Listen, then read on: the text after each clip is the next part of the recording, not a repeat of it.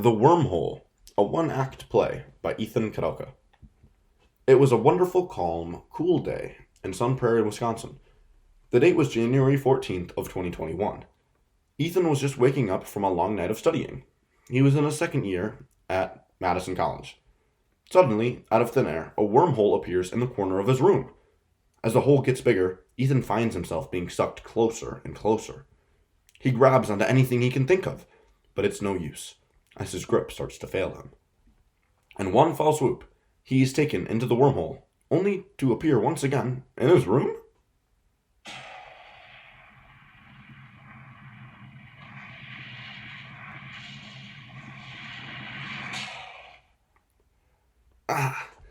I feel like I'm gonna be sick. Disney World rides never prepared me for something like that. Whoa, what the hell? Wait, what? Why do you look like me? I should be asking you the same question, little man. Little man, I should have you know I turned 21 this November. Yeah, big deal. You do look awfully similar to me when I was younger, though. A little too similar. Yeah, I agree. Wait, what day is today? It's Sunday? No, dumbass. I mean the calendar date. Oh, it's January 14th, 2029. It's what now? So you're telling me that I just got sucked into some space hole of magic and doom and time traveled 8 years into the future? I mean, I guess so. I don't really have any other explanation. Fair enough. Is that your wife? Because if so, the future is looking brighter already. Yeah, we've been married a couple of years now. Snores like a trucker, but she sure is easy on the eyes. Sleeps through just about anything, though. So if she wakes up, I'll be sure to introduce you.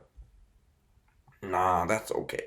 I figure I'm probably getting enough of a head start on life just by being here.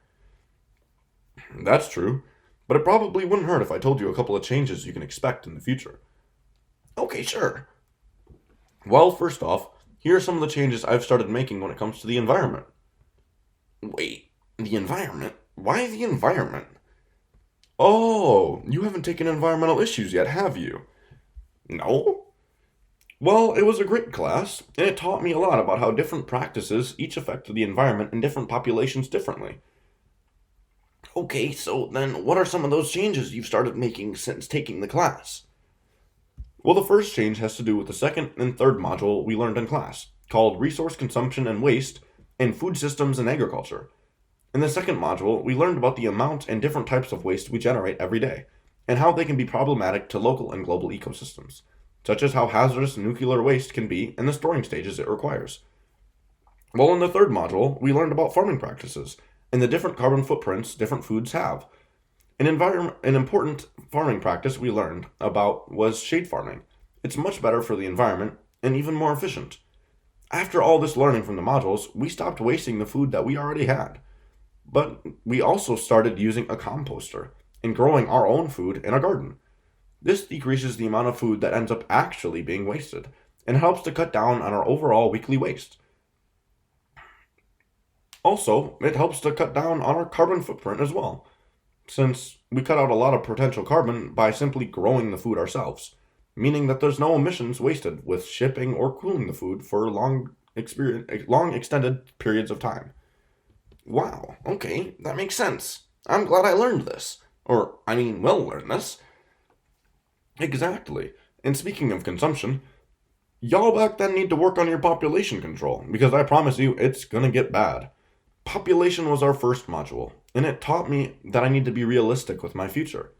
The global population is finally looking to level out by the year 2064.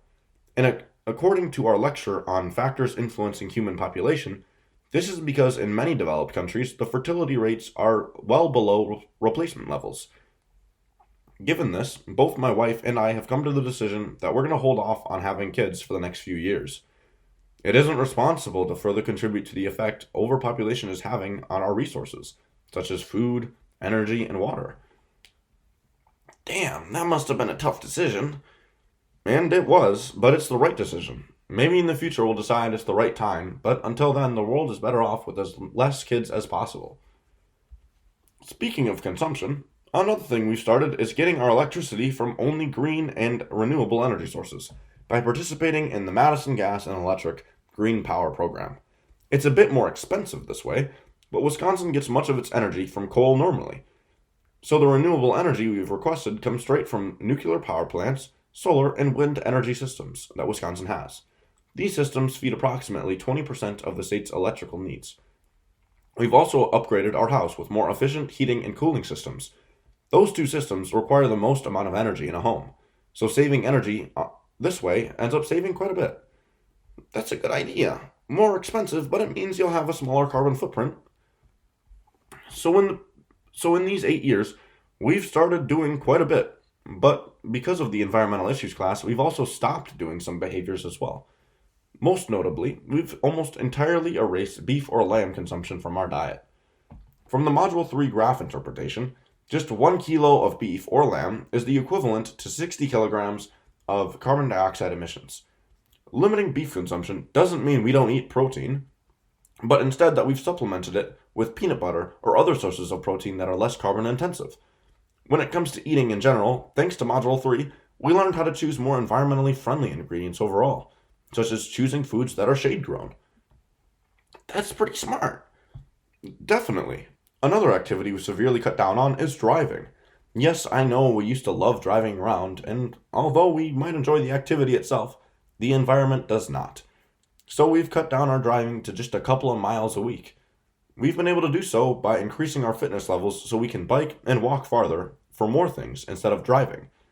So not only are we saving the environment, but also our health. Saving and not wasting is pretty important. Yeah, and after learning about the millions of tons of waste that we generate from the second module, and how long it can take for many plastics to biodegrade from the video resources in the second module, we've significantly reduced the amount of single-use plastic we purchase. We reuse in every opportunity we get, from simple things like reusing plastic bags to bigger things like passing down clothes to reduce microfibers in the ocean.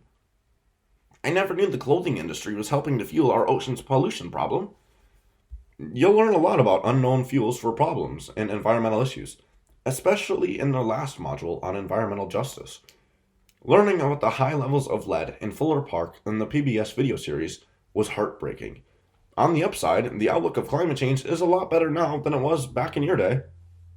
This is because the world has come to implement many of the strategies that are described by the Project Drawdown website in the 5th module. But we are still starting to feel the effects that were predicted many years ago. Many places are struggling to compensate with the increased number of climate refugees that we are seeing from many areas that are now uninhabitable. Whether from famine and drought, rising sea levels, or their homes being wiped out by stronger natural disasters, I sure wish we would have acted faster back then. Wow, I'm excited to take this course. I'm glad you are. Oh crap, it looks like the wormhole is starting to close. I guess this is where we say our goodbyes. Goodbye, little dude. Goodbye, man. It's nice to see I don't grow up to be a complete failure. True, that's gotta certainly help with the anxiety in the future. See ya!